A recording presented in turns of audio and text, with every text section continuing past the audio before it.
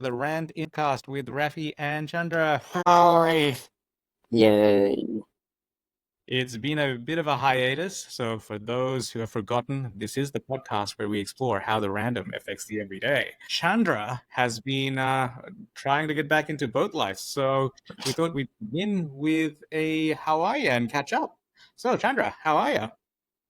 Well, a bit of a interesting first month back on the boat.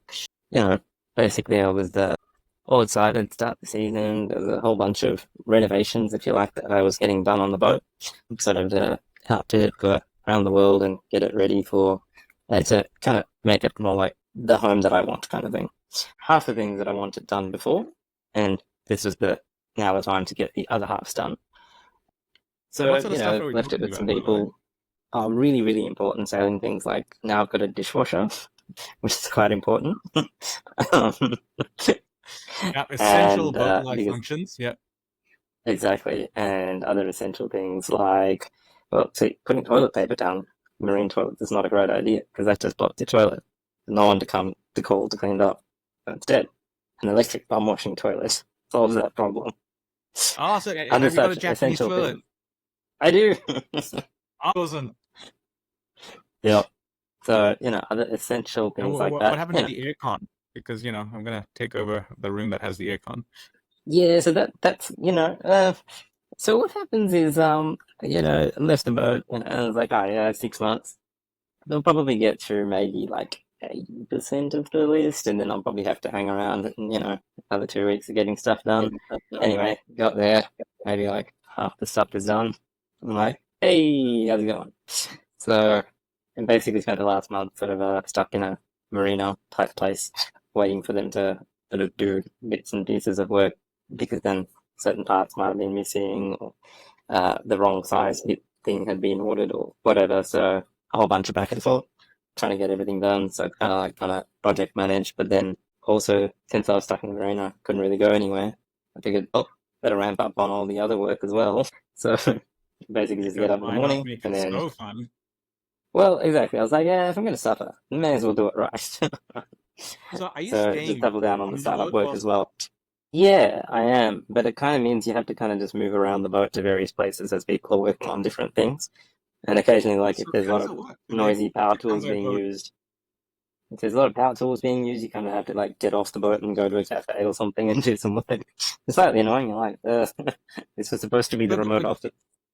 do they like so there's another boat that pulls up with all the stuff in it and then they offload So into that time I was so that's why I was at the marina that they do. So the marina is kind of like where the boat is tied up onto a dock. oh, So you can like just the kind of pier sort of walk on and thing. off. Yeah, yeah. So that's I kind got of you. their base of operations. Then they can sort of get work done on the boat. Finally, after a month, like yay, left. And now, of course, there's still little bits and pieces left, but it's like, hey, good enough. It's fine. Can't be bothered with anymore. So there's one last item in normal Greece sort of a pattern. There's some sunshades, just some shades for the back porch because at sunset sometimes it's a light coming in from the side, kind of annoying. Necessary? No. A beach towel solves the problem. But the canvas guy's there. He was like, all right, I'll just stitch them in. Easy. Anyway, it's been a few weeks. He was like, yeah, I'll have them ready at the start of June, which was a week and a half ago. Finally, yesterday, he's like, yes, it's ready. I'm like, great. How do I get it? And then he's like, oh, yeah, no, I'll deliver it down to that place. Cool. And then it's like, oh, yeah, I'll deliver it either this morning or the afternoon. Then the next day, it's like, oh, yeah, no, it's this afternoon or the next morning. And so, and I keep trying to call them, no answer. You just get like once a day email back. But finally, they've called and it's supposedly there, got the address, and just sent off one of the other crew people to go pick it up. So hopefully, once that's done, I can leave. So, just for context, dear listener, we were meant to start recording an hour ago, and every 5 minutes, Chandra would be like, "1 sec, I just got to send this message," and then you'd hear Yeah. clattering of email, keyboard, or randomly trying to call someone, or trying to text, and it was all because the email had just come through about the sale. So this last hour, we haven't been recording. I've just been watching him troubleshoot this sale problem. That stress-free boat life that Raffy's been learning boat life. See, so relaxing. You know, here's this is Oh, like for some sunshades out the back. Like the beach towel hung up does the same thing. yeah, I'm just like But he's not like one of I those don't people actually that need them that much. I'm also like if the problem is though, he's taken my clear sides so that he can stitch them onto it. So I can't even just be like, but sorry, don't need these. Off you go, bye, because he has my stuff that I need. I can't wait till the end of the season because I swear you're gonna grow one of those forehead veins that pulsates when you get stressed. Because I was watching him and I was like, yeah, for someone who's like, yeah, boat life so relaxing. I'm like, you're starting to get stressed about like some bullshit tiny thing. I Oh. I have good news about your air conditioner. Good What? news and bad news. Good news is that an air conditioner will be arriving on the boat at some point in time. The bad news is it's not now. That's all right. Like the moment it is there, like just be prepared to give up that room. I don't care if it's yours. I'm just taking it. Hmm. It's the main living room. Well, too bad. You'll find like half naked person sprawled across there every night. Yeah, you'd be like the opposite of a cat clipping on the heater instead, just be like sleeping on the air conditioner. Like literally, that's my eighth. It's winter in Melbourne. My eighth sleep is still set to like 18 or 19 degrees at the moment. Oh, It's it's been hilarious. terrible here because the winter's been a bit slow. Summer's been a bit slow to come. So pretty much for the whole last month, I'll be wearing my puppy jacket every day. I would say nighttime still a bit cold. I would say occasional, maybe once a week morning, I've still worn my puppy jacket. The Bankwood's starting to heat up a bit. It's the opposite here. Like winter's been really slow. This week is like even last week. I was in the country most of last week, but it was pretty sunny from when I left. And this week has been a bit cloudy, rainy. But even this morning, I walked out in like a thin jacket slash. Actually, I went for a run the yesterday, and then I walked out in just a t-shirt. You know, so it hasn't gotten super cold yet. And like it hasn't gotten sorry, it hasn't got cold and windy yet. It's gotten cold, but Uh, it doesn't have that bitingness to it. So I'm like, it's fine. Actually, quite unpleasant. because there's also like I think expectations of temperature because it's like I was like, oh man, the water temperature's still too cold. It's like 22 degrees. It's like too cold. My sister's like, what do you mean? I've been swimming. It's like 13 degrees here. It went up to 15 the other day. It was really warm. And Um, now it's finally 25 degrees, and I'm like, oh, I can take my warm jumper thing off when I swim. all right, all I right. don't need my thermals. I can hear the listeners just sitting there with their tiny violins. I wish. Do we have them? Hey, No, it's tough, all right? this is the closest. That's right. Uh, Think of me suffering here. Occasionally, the water temperature is below 25. wait. Do we have any other medium sound? We got to have like oh no, we don't. Uh, On the damn. upside, I did find the slightly colder water temperature was kind of good because normally I just jump in, if there's some fishies, you just float around, watch the fishies, like snorkel, etc. But now I kind of have to just keep swimming, maintain body warmth. Way you're doing the PT thing, like you've got an exercise regime going just to keep warm. Yeah, pretty much. Uh, but But boat life is finally now kind of settling in and working out a good rhythm with startup plus boat life. Yeah, things to tweak, they're getting there. nice, nice. Well, actually, I've been, like I said, I wasn't in the country for most of last week. Since last time, which is God, I think our last episode was what, over a month ago? About Yeah. that. Yeah. So it's been so last week. I'll begin with that just because of your the bum sprayer toilets. So I was just in Japan Mm. for 4 days last weekend, Hey. and you know, I feel like last time I went was way before the pandemic. It was meant to be a trip during the pandemic years, but that got cancelled. And I feel like it's really changed. It's gotten so much easier to navigate Japan now because Google Maps is nuts. The amount of detail you get for transiting. Like, you know how here, like, say you're driving around or you get onto a bus or whatever, right? Like, it has the routes and you Mm. follow it through, right? On Google Maps in Japan, it has real time movements of the trains along the network. So it shows you where your train is, right? Then, if you put in your route, not only does it calculate all the changes like hop off here, walk here, get onto this train, when you're on the Mm. train, like as you're getting on the train, it will tell you, get on at carriage 3 because it's quiet, right? But then when you're on the train, it will even tell you, it's like, you need to go to this cafe. Carriages 6 is the closest to the exit, or 3. Like this is nuts. Like you get out of the carriage and the exit that you want is, because like the Japanese train stations are massive and different exits go to the other Mm. side, right? In fact, I found one where we were staying in the hotel where I could. It was raining really bad, so I could literally walk from one train station just underground to the other, and the other train station comes out to the hotel. So I was like, oh, this is perfect. Sort of 10-minute walk, completely under the shade. But I Adventure. don't remember Like, Japan being this you gotta easy like to get on the navigate wrong train like line, last end time. up in Frankston, try not to get stabbed. Where's the adventure?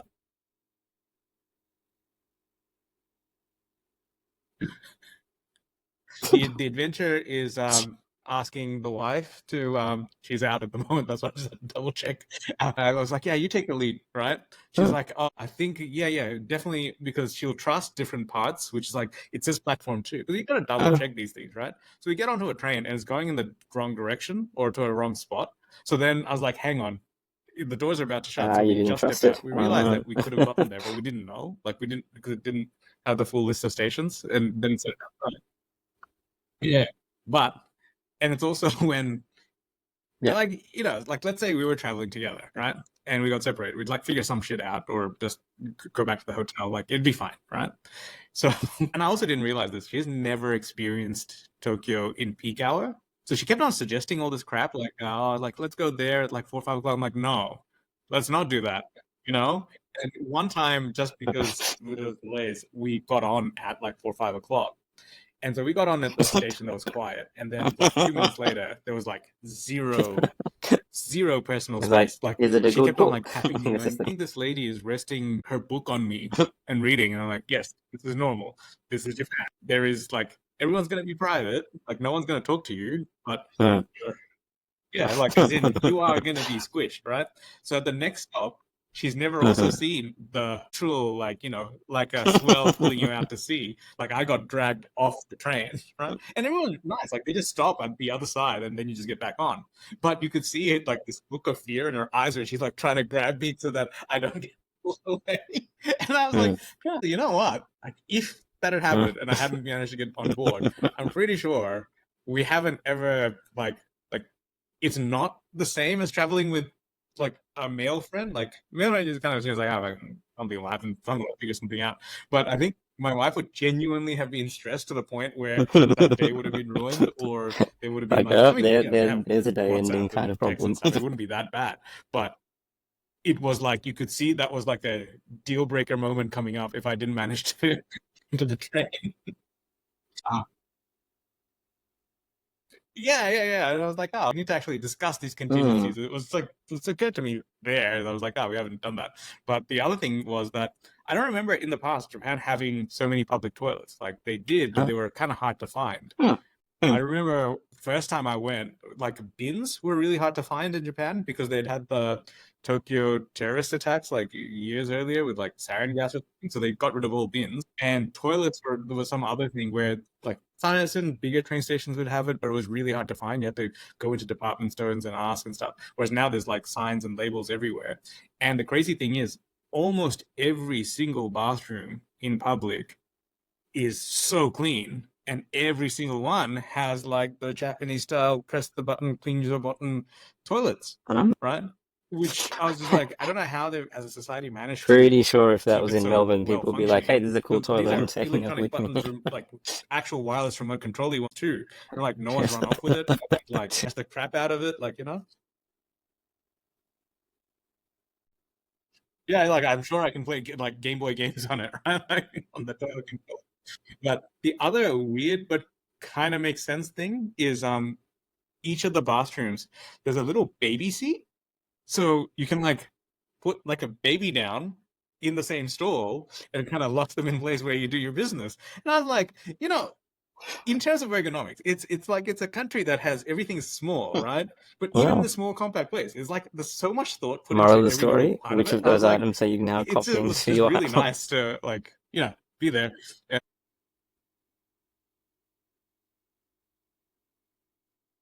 Ah, so you took one home with you from the public toilet. Got it. So you are that guy. Like, I like this. Well, I And mean, I this is already why we have can't the have the nice the, the things. Japanese toilet in. Oh, well, Souvenir. actually, we. I'm not sure if you were. Oh, yeah, yeah. You know,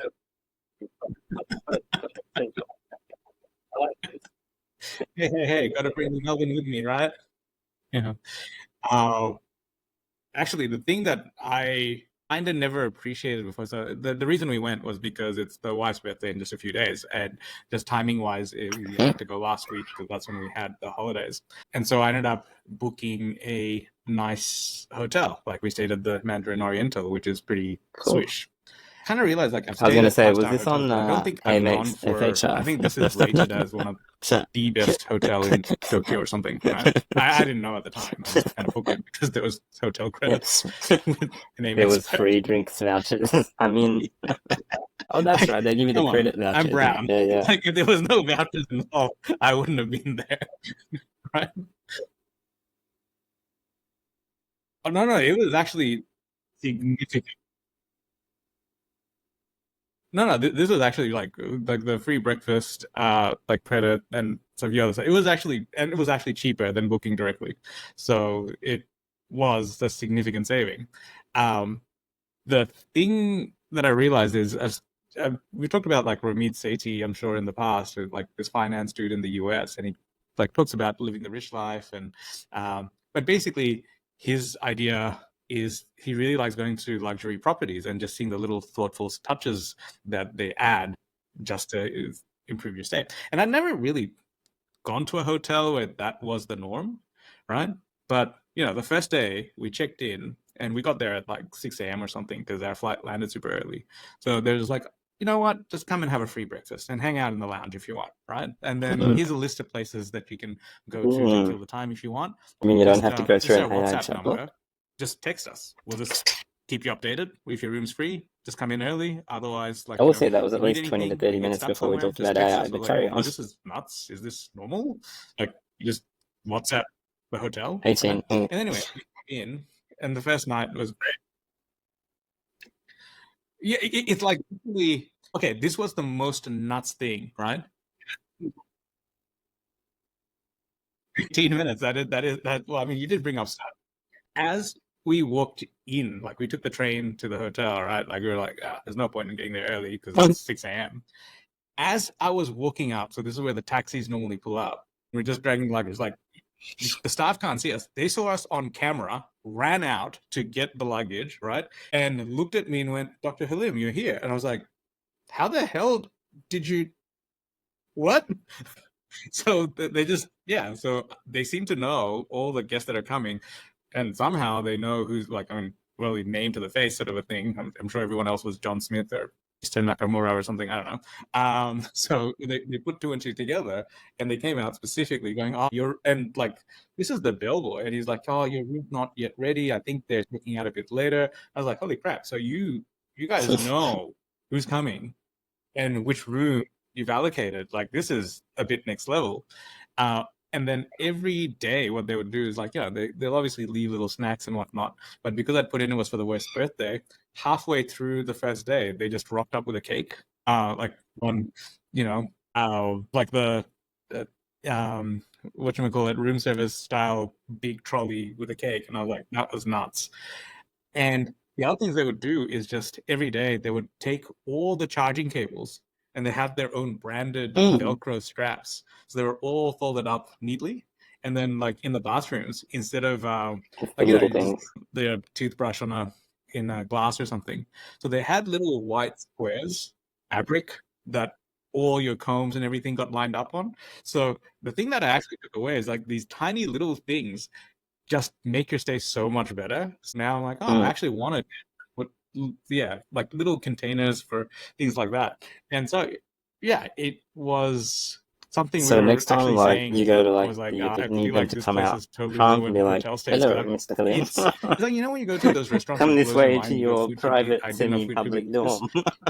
I You didn't have to expect chock the a bunks hotel today." to feel so welcoming and cozy. I've stayed at a nice place. As a snack, here's half a Kit Kat. There's one on your bed. It may or may not be a Kit Kat. Yeah, Yes. think of it. It's half. You're only sharing this with 12 other people in the bathroom?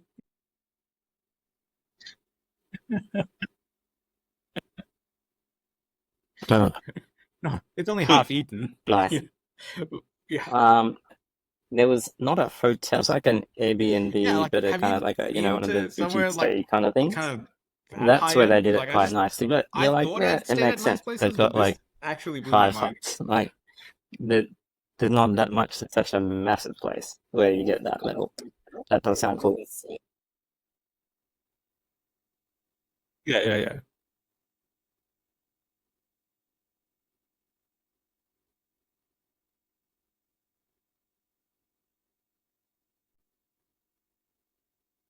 Yeah, yeah. So that was one of those things that in the last week I was like, to the point where, you know, I was like, man, I would really want to start an Airbnb to see if I can pull something like this off because it was just such like, it's what makes hospitality hospitality. You just go, yeah, this feels like home. It feels welcoming. It pulled that off. But yes, I hear anyway, you're sailing. on Is a that side note, right? but it's also literally probably by the time you're listening to this, or less than a month till I move to the US. So that's Yeah, really I all can I've get you been there. working It on might take a is few years to trying to get to tie up all the Australia, loose ends and and get another few ready years to to get sell from my kidney Australia so I back can afford around the accommodation over there. Caribbean again. But yeah, what is time? Well, I hear a boat renovation is nearly done. Maybe you can come pick me up.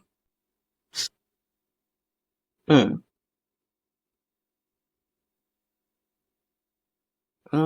Don't know in that direction.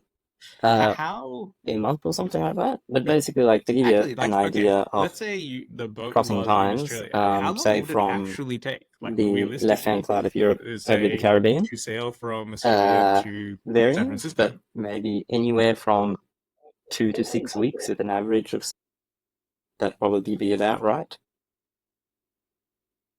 Yeah, it's kind of a little bit of yeah. Basically, it depends on the season you go in, depends on how many things break, and Hmm. depends on the wind and what you do when there's no wind. So some boats, when there's no wind, they'll put the motors on and What's go is and it? sort of Just maintain a wind minimum variance? speed. Is that what determines Some it? boats, if there's no wind, they'll read a book until the wind comes in. And then there's everything in between. And then there's obviously faster boats and slower boats as well. The bigger the boat, the faster it moves, as a rough rule of thumb. And there's all these like performance boats. Uh, Generally speaking, because you're just sort of going 24/7 the whole time, the difference between the lightweight boats and the heavier boats doesn't work out that differently because Oh, on really? the heavy boat, everyone's pretty comfortable, well rested.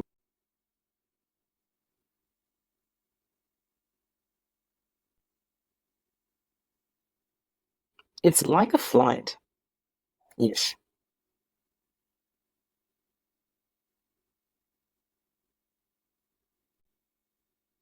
Okay. Okay. Exactly. Well, there you go. I was just like, all right. Clearly Well, takes you got to longer wait till than your weather window flight as well. You times can't then. just go when you want. So, I think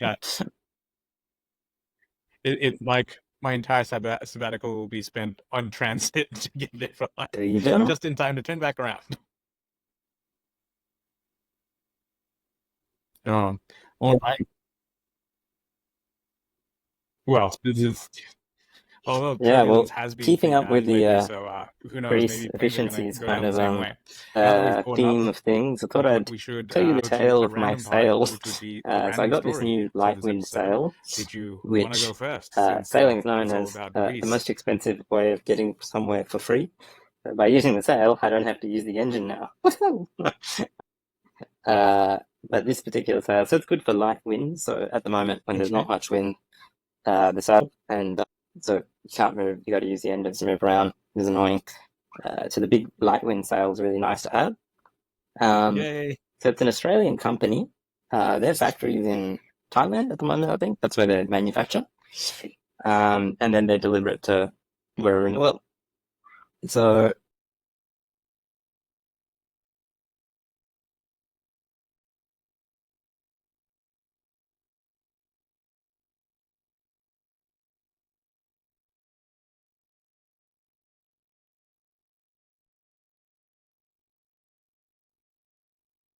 Oh, okay.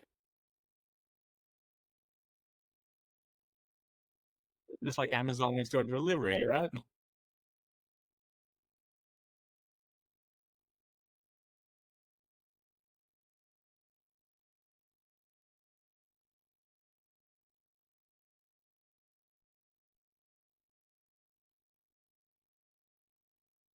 Okay.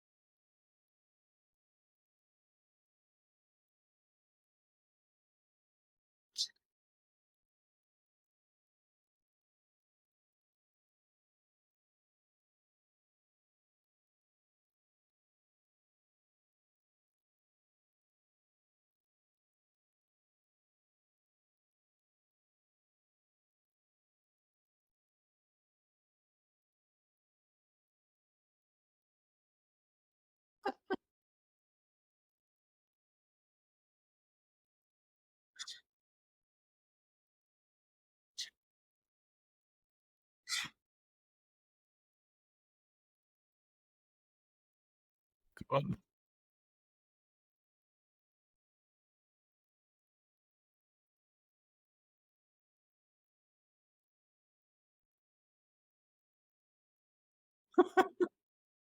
so how long did it take?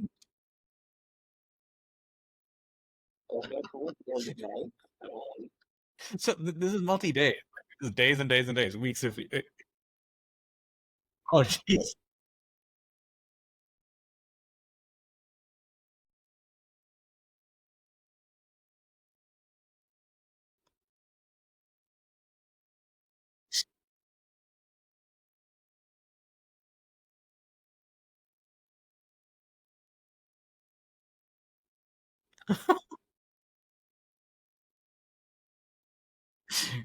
This, dear listener, is the Smith life.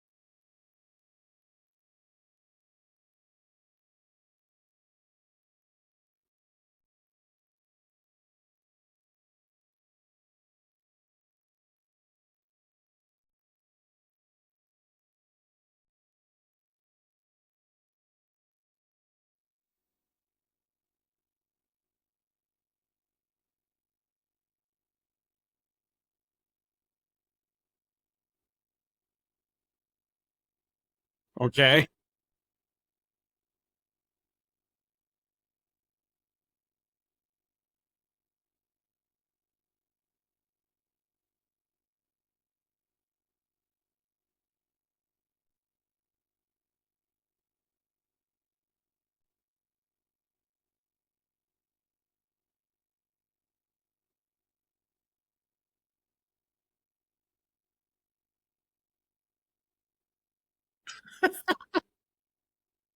You know, you know the thing that I love is that you're like, yeah, yeah, yeah.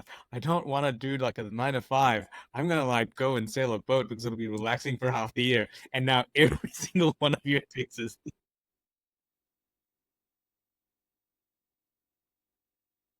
it keeps going.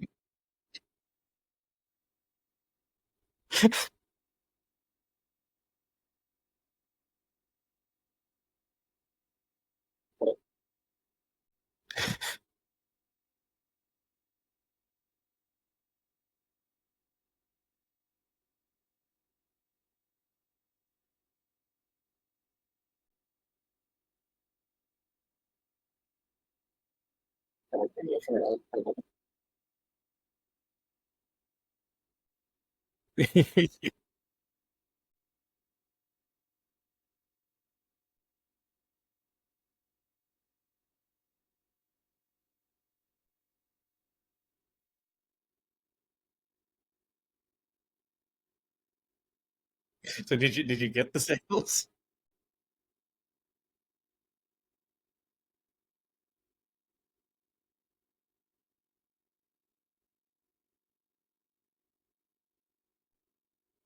I just love the fact that this is what you not only volunteered for, but this is something that you're actively paying money to do day in, day out.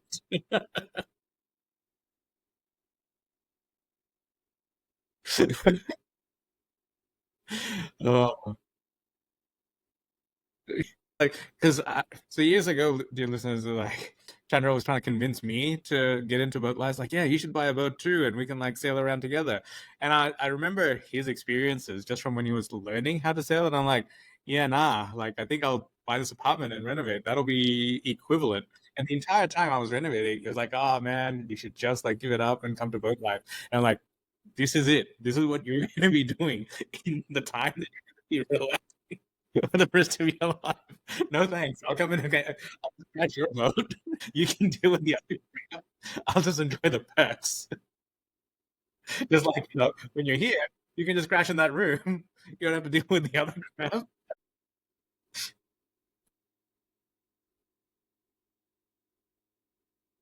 You're the boat. Well, my random stories are not much frustrating as it was like I'm not sure how to feel about it. So anonymize because it's a slightly medical thing. So I had a patient, and let's call him Jim, who was a going to be having a surgery just last week actually, and it was something minor. It's tiny, not particularly consequential surgery, but the patient he had a bit of a cold, right? And the technical thing is that if you have like a flu or a cough, and you're gonna have this thing called postnasal drip where your nose is a bit running, but like you're well, right? Like you don't have a fever, you're otherwise fine, your blood oxygen level's fine, there's no pneumonia thing going on, you're otherwise okay. The textbook says, look, if it's a totally elective procedure, even if it's minor, you should try to wait 4 to 6 weeks. And it's mainly applicable for pediatric patients because, like, when your lungs are tiny, a little bit of reactivity actually makes the situation much, much worse. So it's a very black and white decision. Then you just go, look, it's best we just delay, right? Adults is kind of like, look, of all the people that come, like, we operate on people with active pneumonias, right? Like, and fine, we can get them through it. But technically, is it like not by the book? Yes, it's in the gray zone. So you usually just go, look, you're probably going to be fine. This is the gray zone area. What had happened here was the surgeon had says like, oh, there are all these complications, like the lungs could collapse, and this is all technically true, right? But so Jim was particularly anxious and was like, oh, like, what are the risks? And I'm like, okay, and if you specifically ask for your material risk, it is a legal duty, then I can't go, you'll be fine. I have to kind of tell you, right? And not particularly good when you're already anxious. As I'm telling Jim this, right, I can see the pulse rate go from like 90 to 100 to 120 to 150. And I was like, see, I think he's unwell. Like, I think they're just anxious, you know? Anyway, so at some point, like, Jim's like, oh, so like, could all these things happen? I'm like, yes, but they're not likely. If we can delay the surgery. They're like, oh, we can cancel the one. Like, we can proceed. Like, you'll be fine. But you want to, like, you triggered the legal clause. I have to tell you the thing, right? Anyway, I was like, look, I'm going to go because we spent like half an hour talking about this really what's probably going to be an inconsequential thing. I just got to, take your time, make up your mind. Either's fine. It's totally your call. I think you're going to be fine.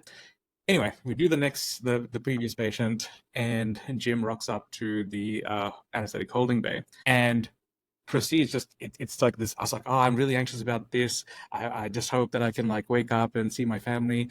Uh, and yeah, like, look, I looked you up, I trust you. By the way, really nice Instagram. Like you take really nice photos, and I'm like, what? It just what? It's like, oh yeah, yeah. So I was like looking you up, and I know you're very experienced. Like you've done like because I have like on my website, you can just look up like how many cases I've done in the last year. Like, it breaks it down into specialties and whatnot. I don't know why, but this year specifically, people have said like, look you up. Oh my god, sent a blurb from my like group's website, so it just kind of says the specialties they cover, etc. Yeah. So, yeah. So they specifically, and I was like, I don't know what I would feel about that, and it just because it was just this nervous energy, like they just happened to blurt it out, right? Um,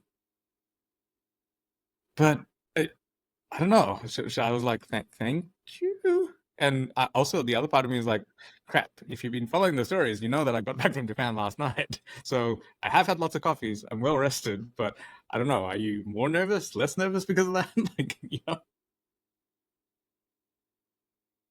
yeah. So, listeners, any comments? Like, how would you feel about it?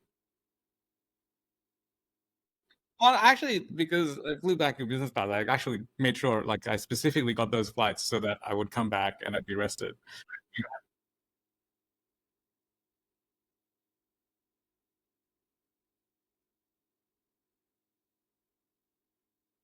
Well, no, it was like it just happened to be that because it wasn't an overnight flight, there was like even economy, half the seats were empty because it left Japan really early. So we got to Japan really early and we left at like 7:30 in the morning when there's a flight in the afternoon that's much nicer. So I think that's why it's just not that popular. So it worked in our favor. So I got an upgrade for not many points at all. Uh, but yeah, I was like, I don't know how to feel about that. Part of me is like, thanks. Like, nice to know the photography is good. But the other part's like, okay, patients are looking at my Instagram. Like, what do I do about it?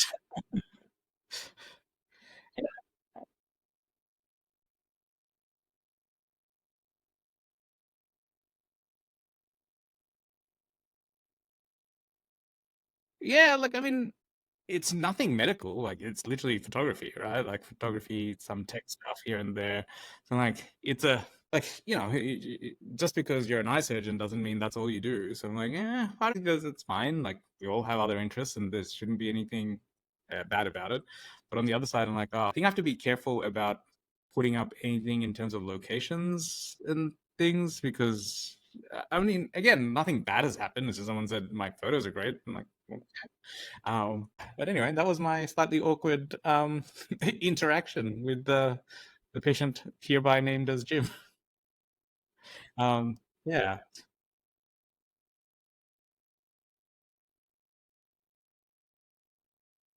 Yeah, yeah.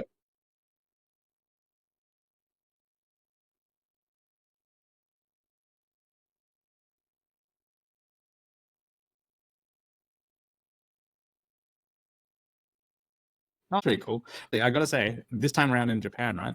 There's this shop that people always take a photo of, and it looks cool. It just looks photogenic. I had no idea where it was, but with the latest like Samsung update, there's a thing called Circle to Search. So it's basically Google Lens, but you can just activate it on any screen. So I actually tried it, and I thought this place was in Kyoto. So I was like, "Oh, fine." I circled it, and it's literally like two train stops away, and it's right at the train station. So as you circle it, it brings up the Reddit thread, which shows you like step by step directions. So I managed to get it, and I was like, oh, so this is like this other cool thing, right? And then one of the guests that wants to actually come on, I was talking to earlier today, who's the Samsung customer service manager guy for Australia. So he sent me a photo because he's on a trip, and I was like, oh, where is that? I'm like, hang on, let me just try this literally brought up the property he was staying at in like rural New South Wales. And he's like, huh, slightly creepy that. And I'm like, hey, you sent me the photo and it's your tech.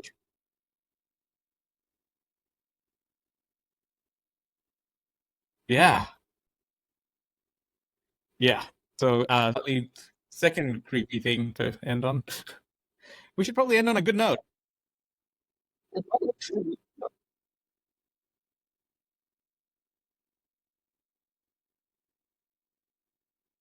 Well, I mean, that's what it's with. Yeah, that is the data set. Yep. Yeah. Yep. Anyway, ending on a good note. So you want to go first?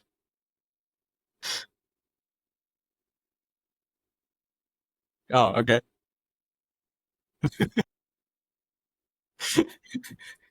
And what is this good note? It literally, if you could see our Notion thing, it just says new sales work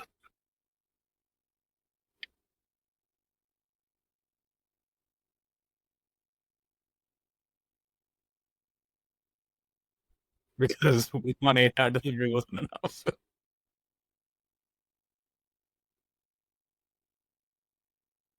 Oh,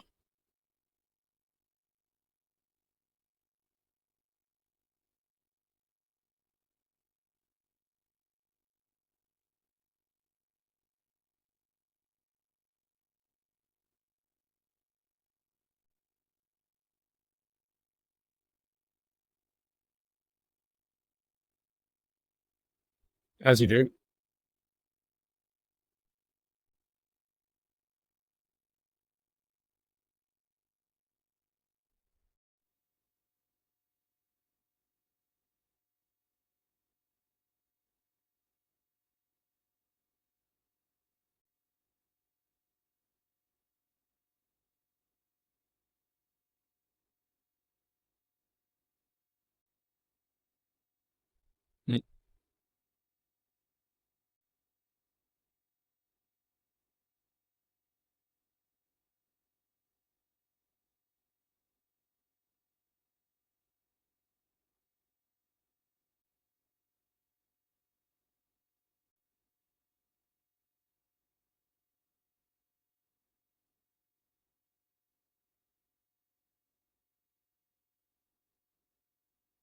Yeah. Oh. Dear listeners, dear listeners, welcome to the most relatable podcast where one of the co-hosts has a favorite sale. I mean, don't you? Well, my good note actually is a world-related one. So this week there was like, Mount Everest quite high up. Altitude is thin. You can't even really fly a chopper because the air is not that dense.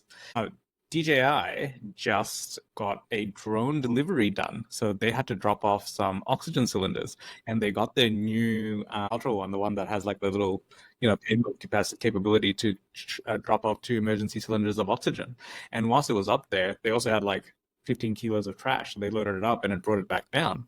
So, like on one point you go, oh, like Everest is ruined. But I was like, genuinely, just think about it. This is one of the most extreme climates that you could operate a drone in or any tech in, right? And now, like for emergency rescue or even just cleaning up the place, you have a effective, probably not as risky sort of tech that can,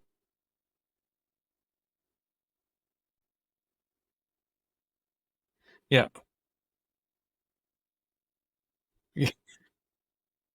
Well, I mean, I think the next thing up is going to be like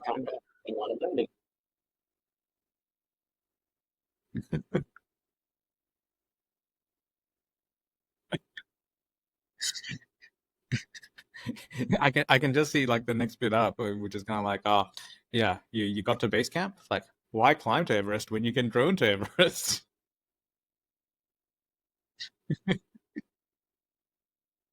Oh, but yeah, but I think especially currently, there's a lot of bad news in the world. That kind of made me smile and kind of go, hey, that's pretty cool. And the second amazing thing. So this is a little bonus one. There is like a 12-minute version of this, but SpaceX has been trying to make a starship, like literally starship, like sci-fi material, something that eventually can travel interplanetarily. But obviously, this doesn't exist yet. So they managed to pull off the first launch that took off because it's a skyscraper and it goes straight up and it detaches. The booster essentially landed. They built like a little bit that gets discarded this time around because it's a prototype. and the thing went halfway across the world and landed like off the coast of WA, and it didn't explode. Right, brand new engine technology, brand new shell technology, and the craziest part was that. So they were saying during the broadcast, because I was a nerd, had to watch most of it. In the past, you get all the data, like, you get as much as you can, but as you to re-entry, because like a spacecraft is going to heat up in the atmosphere and you get this shield of plasma around it, and it totally disrupts any electromagnetic communication. So you can't get real-time feedback. You just try and get the scraps as afterwards that you can, right? But because of Starlink, there was a HD view of the entire re-entry process. So because it uses like a shorter frequency waves that doesn't distort as much, like there's this view, right? Like just before it splashes down, there's a camera. It gets so hot that the lens cracks, and this, like, you can see one of the rudders controlling it starting to burn up. So like flecks of this stuff like coat the lens. So it's not a clear view, but it was still streaming, right? Real time. You can see parts of the ship disintegrate, which they're like, look, it's a prototype ship. It wasn't clearly like, if it can survive the burn, great. Like, this is not, we're just testing out the hexagonal tails, the tiles that are meant to heat shield, but you can watch it in real time. Like, never before done that you could watch a live re-entry without being an astronaut, like seeing the stuff. And I could see the fin start to melt and like the tiles fly off, and that was just nuts, you know. And in fact, so they released the view afterwards, which was like the full a different camera that hadn't cracked, but just, like 10 years ago, this would be pure science fiction. Like 10 years ago, we didn't have satellite internet. People were live streaming a re-entry of a space shuttle that is not even a space shuttle, an interplanetary spaceship, like something that has never, like, not only do we have this thing that can go between planets in the future, but you can like basically live stream to your Instagram.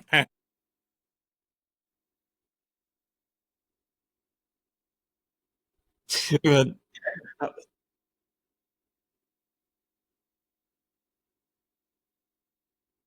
it wasn't real time. No, because there's like a 5 minute delay, I think. Yeah, yeah, and then a lot of the footage was post, because I think they sent pictures and the videos came after they landed back. Because even Mars, I think, yes, yes, yes, yeah. That's why it just begins with, like, the um the Sony intro sequence with the stars. It's a Pixar production of the moon landing. All right. On that note, anything anything else for this episode? Yeah. Yeah, next episode. And I gotta say, the internet did not stuff up once, so this is genuinely better than when you're in WA.